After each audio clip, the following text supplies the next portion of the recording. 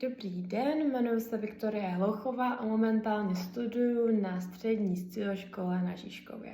A chtěla bych se přihlásit k vám na obor inovativní podnikání.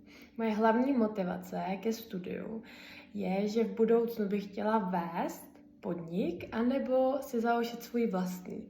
Jeden z mých takových minisnů je založit si svoji vlastní kavárnu.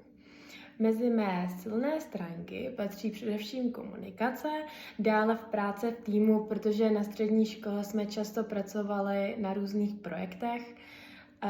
Dále moje silná stránka je nebát se říct svůj názor, ale zároveň vyslechnout i ostatní názory a nápady.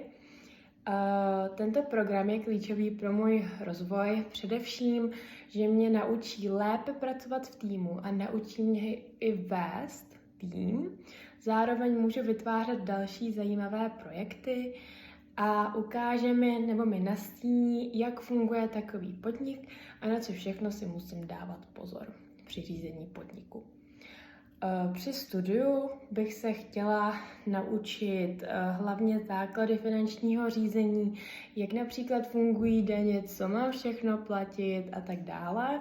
Dále se chci naučit i marketing, abych věděla, jak mám víc zviditelnit svůj podnik a aby ho i ostatní lidé viděli.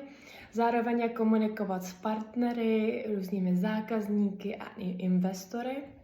Taky se chci naučit dělat podnikatelský plán a držet se ho. A to nejhlavnější, abych věděla, na co si mám během podnikání dávat pozor a udělala co nejméně chyb. Já vám moc děkuju a nashledanou.